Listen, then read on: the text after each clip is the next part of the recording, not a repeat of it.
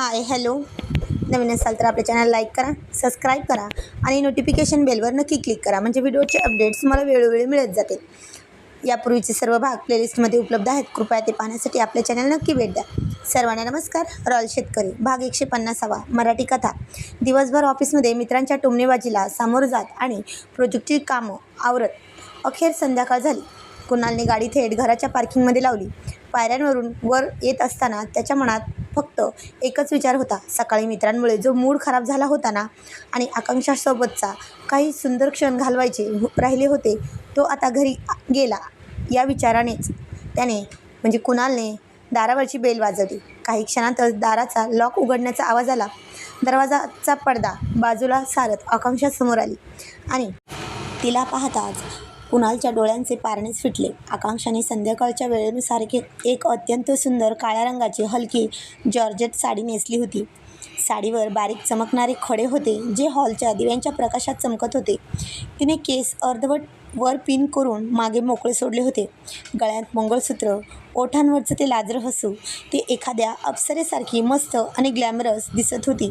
संध्याकाळच्या वेळी या खूप थकलेले दिसताय तुम्ही आज, आकांक्षाने त्याचा लॅपटॉपचा बॅग हातात घेत बाजूला ठेवली आणि हसून म्हणाली.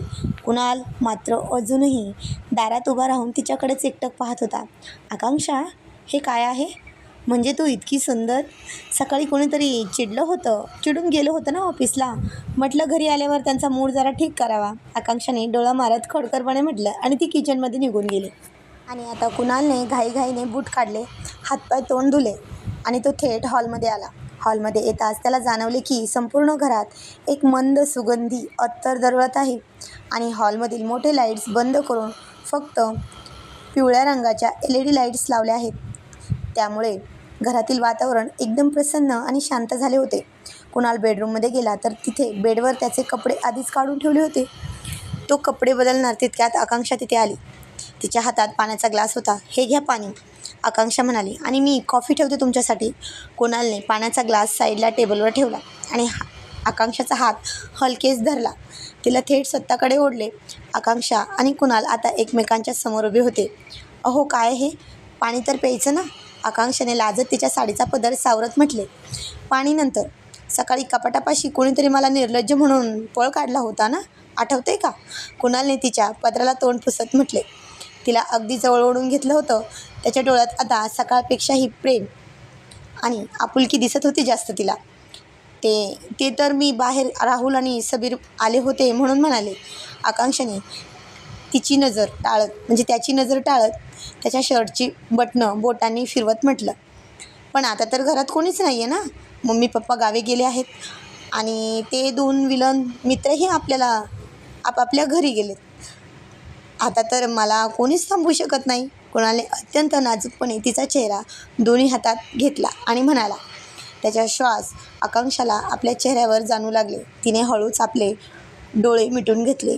कुणालने झुकून तिच्या मऊ गालावर आणि नंतर तिच्या कपाळावर एक प्रदीर्घ चुंबन घेतला. आकांक्षाच्या अंगावर सरसर काटा आला. तिने कुणालच्या हातात आपले हात गुंफले. सकाळी जो सुंदर क्षण अर्धवट राहिला होता, तो आता या शांत रोमॅन्टिक संध्याकाळी पूर्ण होत होता. कुणालने तिला हळूच उचलले आणि बेडवर जवळ घेतले. आकांक्षाने लाजेने आपला चेहरा त्याच्या गळ्यात लपवला.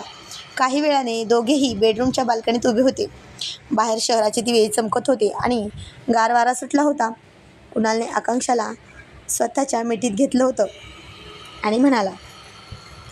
थँक्यू आकांक्षा, आजचं हे सरप्राईज खरंच खूप सुंदर होतं.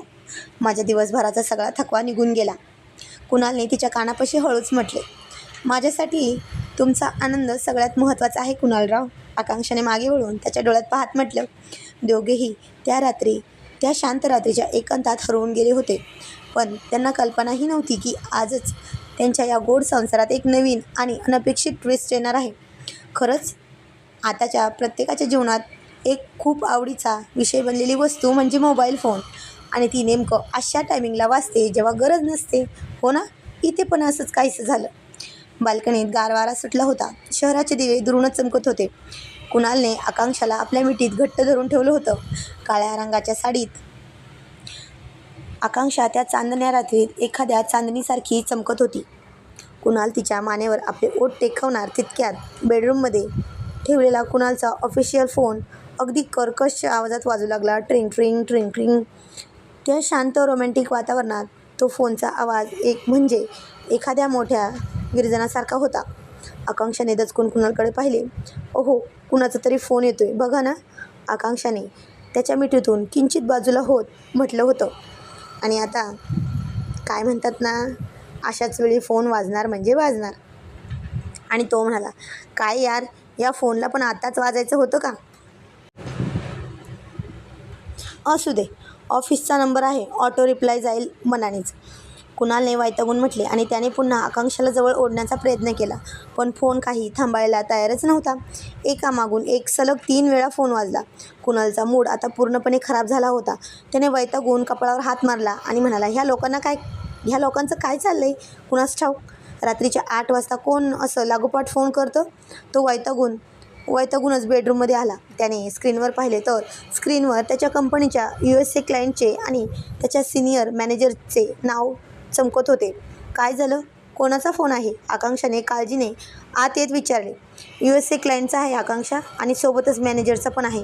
सलग 3 फोन आलेत म्हणजे नक्कीच काहीतरी मोठा घोळ झालाय. कुणालचा आवाज आता गंभीर झाला होता आणि दोघेही चिंतेत पडले होते. कुणाल एक प्रोफेशनल AI एक्सपर्ट होता, त्यामुळे कामाच्या बाबतीत तो निष्काळजी राहू शकत नव्हता. त्याने एक दीर्घ श्वास घेतला आणि फोन उचलला. हॅलो. हो सर, बोला. काय? AI सर्व्हर क्रश झालाय? सर्व्हर क्रश हा शब्द ऐकताच कुणालच्या चेहऱ्यावरचे उरले सुरले हसूही गायब झाले. फोनच्या पलीकडून मॅनेजरचा अत्यंत घाबरलेला आवाज येत होता. हो कुणाल, आपण जो नवीन AI अल्गोरिदम लाईव्ह केला होता त्यामुळे काहीतरी बग्स आल्यात. USAचा पूर्ण डेटा ब्लॉक झालाय. क्लायंट खूप चिडलाय. पुढच्या 2 तासात जर हे फिक्स झालं नाही तर कोट्यावधींचं नुकसान होईल. तू आताच्या आता लॅपटॉप ओपन कर आणि हे नीट करण्याचा प्रयत्न कर. तो म्हणाला, okay sir, I am on it. मी लगेच लॉग इन करतोय, कुणालने गंभीरपणे म्हटले आणि फोन कट केला. कुणालने धावतच हॉलमध्ये जाऊन आपली लॅपटॉपची बॅग आणली आणि तो थेट बेडवर लॅपटॉप उघडून बसला. त्याच्या बोटांची हालचाल कीबोर्डवर अतिशय वेगाने सुरू झाली. स्क्रीनच्या निळ्या प्रकाशात त्याचा चेहरा एकदम गंभीर आणि तणावाखाली दिसत होता. काही वेळापूर्वी जो कुणाल पूर्णपणे प्रेमाच्या रंगात रंगला होता, तो आता एका सेकंदात एका जबाबदार AI हेडच्या भूमिकेत आला होता. आकांक्षा शांतपणे बेडरूमच्या दारात उभी राहून हे सगळं पाहत होती. तिचा मूडही थोडा खराब झाला होता, पण ती खूप समजूतदार होती. कुणालवर सध्या किती मोठा ताण आहे हे ती ओळखून होती. ती गप्पपणे किचनमध्ये गेली. तिने कुणालसाठी एक कडक सुगंधी कॉफी बनवली आणि ती बेडरूममध्ये घेऊन आली. आणि ती कॉफी आता तिने कॉफीचा कप लॅपटॉपच्या बाजूला ठेवला आणि कुणालच्या खांद्यावर हळूच हात ठेवला. कुणालने कोडिंगमधून लक्ष हटवून वर पाहिलं. त्याच्या चेहऱ्यावर आकांक्षासाठी एक अपराधीपणाची भावना होती. आय एम सॉरी आकांक्षा, आपली एवढी सुंदर संध्याकाळ वाया गेली ना माझ्यामुळे. अहो सॉरी काय त्यात, काम पहिले आहे. तुम्ही आधी शांत डोक्याने हे प्रॉब्लेम सॉल्व करा. मी जेवण तयार करते. चहा कॉफी लागली तर सांगा. आकांक्षाने अत्यंत गोड हसून त्याची समजूत काढली. कुणालने तिचा हात आपल्या हातात घेत आणि कृतज्ञतेने तो दाबत म्हणला, थँक्यू, तू खूप ग्रेट आहेस ग आकांक्षा. जवळपास 1.5 तास कुणाल सतत कोडिंग करत होता, सिस्टीम रिबूट करत होता. अखेर 9च्या सुमारास त्याने एक मोठा सुस्कारा सोडला. सर्व्हरला ग्रीन सिग्नल आला होता. बग्स ठीक झाल्या होत्या. US क्लायंटचा मेसेज आला होता. Great job Kunal. कुणालने लॅपटॉप बंद केला आणि तो मागे बेडवर टेकून बसला. तो खूप थकलेला होता. तितक्यात आकांक्षा बेडरूममध्ये आली आणि म्हणाली, झालं का काम? हो झालं शेवटी. कुणाल थकून हसला. चला मग जेवण करून घेऊया, आकांक्षा म्हणाली. कुणाल बेडवरून उठला, तिच्याजवळ गेला आणि तिला मागून कमरेत हात घालून जवळ ओढत म्हणला, काम तर झालं, पण या ऑफिसच्या कामामुळे माझ्यावर जो ताण आला आहे ना, तो दूर करण्याची जबाबदारी तुझी आहे मॅडम. आणि लाजून आकांक्षाने मागे वळत त्याच्या थकलेल्या पण खोडकर चेहऱ्याकडे पाहिलं आणि ती हसून म्हणाली, आधी जेवण, मग बघू काय असेल ते, आता सोडा. असं म्हणून त्याचे हात स्वतःच्या हातात घेतले. रात्रीचे जेवण आटपून आकांक्षाने किचनमधली सगळी आवरावर केली. ऑफिसच्या त्या तातडीच्या कामामुळे कुणाल खूप थकला होता. पण आता सर्व ठीक झाल्यामुळे त्याच्या मनावरचा ताण पूर्णपणे हलका झाला होता. आकांक्षा बेडरूममध्ये आली तेव्हा कुणाल बेडवर टेकून तिचीच वाट पाहत होता. तिने बदललेली ती काळी साडी अजूनही तिच्या सौंदर्याला चार चंद्र लावत होती. काय हो सर, थकवा घालवायचा आहे ना तुमचा? आकांक्षाने बेडच्या जवळ येत गालातल्या गालात हसून कुणालकडे पाहत त्याला चिडवले. हो ना, खूप थकलोय गं, आणि हा थकवा फक्त माझी ही सुंदर बायकोच दूर करू शकते, असं म्हणत कुणालने हसून तिचा हात पकडला आणि तिला आपल्या जवळ ओढलं. तिचा चेहरा आपल्या हातात घेऊन तिच्या आणखी जवळ झुकणार तितक्यात बेडच्या बाजूला ठेवलेला आकांक्षाचा फोन मोठ्याने वाजला. असंच काहीसं असतं प्रत्येकाच्या जीवनामध्ये. ट्रिंग ट्रिंग ट्रिंग ट्रिंग. कुणालने वैतागून कपाळावर हात मारला आणि म्हणाला, आयला, आधी माझा ऑफिशियल फोन आणि आता तुझा फोन. आज आपली ही सुंदर रात्र पूर्ण होऊच द्यायची नाही असं वाटतंय सगळ्यांना, आणि मिळून ठरवलं की काय? आकांक्षाला त्याचे ते बालिश बोलणे पाहून हसू आले. तिने फोन उचलून स्क्रीनवर पाहिले आणि तिच्या चेहऱ्यावरचा आनंद द्विगुणी झाला. अहो, रागवू नका ना, बाबांचा फोन आहे. बाबांचे नाव ऐकताच कुणालने लगेच स्वतःला सावरले आणि तो नीट बसला. आकांक्षाने फोन उचलला आणि म्हणाले, हॅलो बाबा, नमस्कार, कसे आहात? फोन स्पीकरवर असल्यामुळे बाबांचा तिकडून येणारा खणखणीत आवाज बेडरूममध्ये गुंजला. नमस्कार बाळा, आम्ही ठीक आहोत. अरे जावई बापूंना फोन द्या ना, त्यांच्याशी बोलायचं आहे. आकांक्षाने हसून फोन कुणालच्या हातात दिला. कुणालने आदराने म्हटले, नमस्कार बाबा, बोला ना, कसे आहात? मी एकदम मजेत आहे बाबा. फोन मुद्दाम केलाय? अहो, आता अधिक मास म्हणजे धोंड्याचा महिना सुरू होतोय. नवीन जावायचे धोंडे जेवण करायचं आहे आपल्याला. शिवमराजेंनी हा निरोप द्यायला सांगितलं होतं वाड्यावरच. तिथेच आम्ही हा मोठा बेत आखलाय. धुमधडाक्यात जावई बापूंचा मानपान करायचा आहे. तुम्ही दोघांनी 2 दिवस सुट्टी काढून वाड्यावर यायचं आहे बरं का. नकार ऐकणार नाही मी, बाबांनी हक्काने आणि आनंदाने सांगितले. अरे वा बाबा, नक्कीच येणार आम्ही. कुणालने आकांक्षाकडे पाहत हसून होकार दिला होता. अधिक मासाच्या या धोंडे जेवणाची परंपरा आणि वाड्याची कल्पना ऐकून आकांक्षाचे डोळेही आनंदाने चमकू लागले. बाबांनी आदराने फोन ठेवला. कुणालने आकांक्षाकडे पाहिले आणि म्हणाला, बघितलंस, बाबांनी थेट वाड्यावर बोलवलंय आपल्याला. आता तर मला अधिक मासाचे 33 धोंडे खायला मिळणारच ना. पण प्रियाताई, शिवमदाजी, शिवांशी, प्रियांश, आबासाहेब, आईसाहेब, चैतन्य, सगळ्यांची या निमित्ताने भेट तरी होईल. हो, आणि जावई बापूंचा तो राजेशाही थाट पण बघायला मिळणार आहे मला. आकांक्षा हसून म्हणाली. गावी जाण्याची तयारी करतच होते. दुसऱ्या दिवशी सकाळी कुणाल आणि आकांक्षा वाड्यावर जाण्याची तयारी करतच होते. तितक्यात घराची बेल वाजली. दरवाजा उघडताच समोर मम्मी पप्पा उभे होते. ते नुकतेच गावाहून परतले होते. मम्मी पप्पा, तुम्ही आलात? आकांक्षाने पुढे होऊन मम्मीच्या हातातील बॅग घेतली. हो बाळा, गावची कामं आटोपली की लगेच निघालो, मम्मी म्हणाली. तितक्यात कुणालही तिथे आला. आकांक्षाने मम्मी पप्पांना बाबांच्या फोनबद्दल आणि धोंडे जेवणाच्या आमंत्रणाबद्दल सांगितलं. हे ऐकून मम्मी पप्पांना खूप आनंद झाला. पप्पा कुणालच्या खांद्यावर हात ठेवत म्हणाले, अरे कुणाल, नवीन जावयाला धोंड्याचा मान मिळणं म्हणजे खूप मोठी गोष्ट असते, आणि त्यांच्या वाड्यावरचा थाट तर काहीतरी वेगळाच आहे. तू अजिबात विचार करू नकोस. ऑफिसमधून 2 दिवसांची सुट्टी काढ आणि आकांक्षाला घेऊन गावी निघ.